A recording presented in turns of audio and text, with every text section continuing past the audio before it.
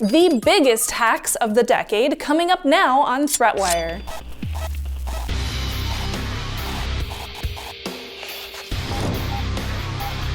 Greetings, I am Shannon Morse and this is ThreatWire for December 31st, 2019. This is your summary of the threats to our security, privacy, and internet freedom. This week I am breaking down the biggest hacks of the entire decade dating back to 2010. So let's go ahead and get started. With number 10. Two of those. In December of 2013, Target was at the forefront of a major security breach. This particular breach began around Thanksgiving and was not discovered till a few weeks into December. Attackers used a vulnerability in a third-party HVAC system to pivot over to the point-of-sale card readers. Over the course of just a few weeks, 40 million credit and debit card numbers, CVVs, and expiration dates were stolen. But that's not all. Full name, addresses, email addresses, and phone numbers were also stolen, making the total affected customers closer to 110 million people. Several years later, Target agreed to pay $18.5 million in a settlement claim.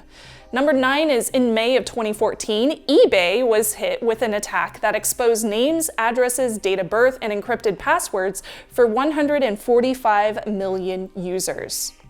Attackers used the credentials of employees to gain access to 229 days total, almost a year, and in that time they gained access to the user database. Credit card information was not obtained in this hack. Number 8 is all about Marriott International, who made my list when they announced a breach affecting 383 million customers. Attackers were able to gain access to name and contact information and various passport numbers, guest numbers, travel information, and other personal info. Encrypted credit card numbers and expiration dates for more than 100 million customers was also stolen. All of the data was siphoned during an attack that occurred from 2014 all the way to 2018. It took 4 years to be discovered. It was allegedly performed by Chinese state-sponsored attackers gathering data on US citizens. Now, I could not revisit this decade without also mentioning Prism. Prism was a tool that the NSA was using to collect data from users on internet services like Facebook, Gmail, Outlook, and more. The NSA could collect data under permission from the Foreign Intelligence Surveillance Court. Now, critics questioned the FISA court and the NSA's program, arguing that it may violate constitutional rights of US citizens. Edward Snowden at the time was a 29-year-old contractor who worked with the NSA, the CIA, and a lot more. He leaked documents related to Prism to WikiLeaks, and he fled the country seeking asylum. Snowden's leak of the Prism documents originally spurred the creation of this show as an outlet for our drive to share the news about security and privacy in an easy-to-digest format each and every week. Thanks, Edward Snowden. Number 6 is 2 different Amazon cloud servers that were found with 540 million Facebook records that had been collected by third-party companies in 2019. This story probably sounds familiar because I also mentioned it last week.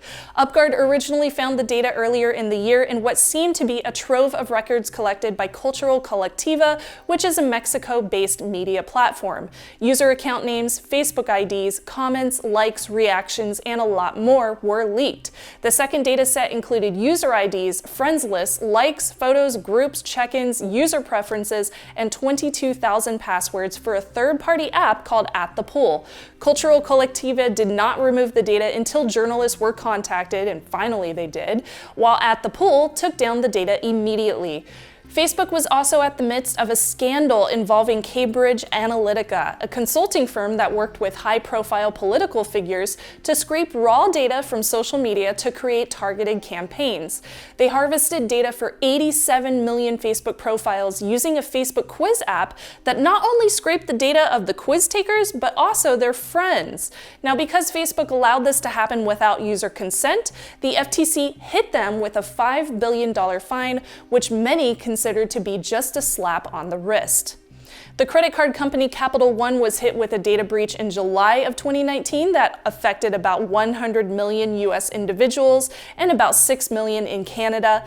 Anyone who applied for a Capital One card between 2005 to 2019 was affected, and the leaked information included names, addresses, zip and postal codes, phone numbers, email addresses, date of birth, and self-recorded income. Now, some lines of data also included credit scores, transactions, credit limits, balances, payment history, and contact info, along with 140,000 SSNs and 80,000 linked bank account numbers, plus 1 million social insurance numbers for Canadians. Credit card account numbers and login creds were not taken in this instance. The criminal was, in this case, Paige Thompson of Seattle, who was apprehended shortly afterwards.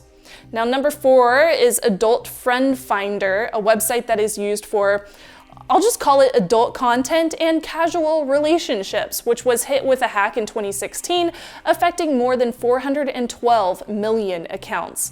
20 years worth of data was stolen from 6 different databases for a series of websites run by the conglomerate, including names, email addresses, and passwords. Passwords were only encrypted with SHA-1, so 99% of them were cracked for publication. A vulnerability was found on the production servers, which resulted in this hack. According to the security researchers who found this vulnerability, the hacked accounts included 15 million customers who had thought that they had deleted their accounts only to find their data still stored on the servers. Number 3, one of the largest credit bureaus in the US called Equifax, yes, Equifax, announced in late 2017 that a hack had occurred for several months on their systems, affecting some 143 million customers. 209,000 had credit card details exposed, while social security numbers, birth dates, addresses, and license numbers were stolen for practically all of those affected. And some residents of the UK and Canada were also affected by this breach. Since the data exposed was so critical to a person's identity, and it hit about half of the US adult population, this has been noted as one of the most serious hacks in recent history.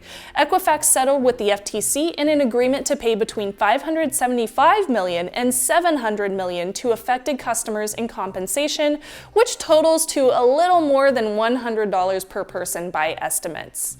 Number 2. First American Financial Corp made my list for the top of 2019, as well as this decade. Congratulations, First American Financial Corp. In this case, the real estate title insurance company leaked data of millions of mortgage deals dating back to 2003 before being notified by Krebs on Security in May of 2019. The records included bank account numbers and statements, mortgage and tax records, social security numbers, wire transaction receipts, and driver's license images, all of which was easily accessible to anybody with a web browser. The First American website exposed about 885 million files, many of which could be used in identity theft. I wanted to say thank you so much to my supporters at patreon.com/threatwire. My Hush Puppy perk level patrons are awesome for sending in their fur baby photos. I love them, so keep them coming. And if you want to support ThreatWire but you don't want to be a Patreon supporter, that's totally cool too. I have opened up an online store just for y'all of ThreatWire swag so you can show off your support. Check out snubzy.com/shop to get stickers, t-shirts, and even my own digital photography from all of my travels, all of which supports my shows. Happy New Year. And the biggest security breach award for the decade goes to Yahoo. From 2013 to 2014, the company was impacted by attacks affecting 3 billion total user accounts. The first announced attack was attributed to a state-sponsored actor, and it compromised real names, email addresses, date of birth, and telephone numbers for around 500 million. The passwords were hashed with bcrypt, and Yahoo later announced that another breach by a different attacker compromised 1 billion accounts this time, leaking names, date of birth, email addresses, and passwords again, along with security questions and answers. Later, Yahoo came back and they said that all 3 billion of their user accounts were actually impacted. Oops, Yahoo was in talks to be purchased by Verizon at the time, and they had to knock a good $350 million off their sale price. That's not good. Yahoo also had to offer credit monitoring to users and pay out users a total of $117.5 million in a settlement. Now, before I leave, I would like to say thank you to everyone who supports the show on Patreon. Thank you so much. You are all awesome, and I will be at CES next week, so there won't be a ThreatWire published next week. But if you will be in Vegas, make sure to say hello if you see me walking by in the LVCC or the convention center. I would appreciate it, and I always love meeting people who watch the shows. And with that, do not forget to like and subscribe. I'm Shannon Morse, and I will see you on the internet. And Happy New Year!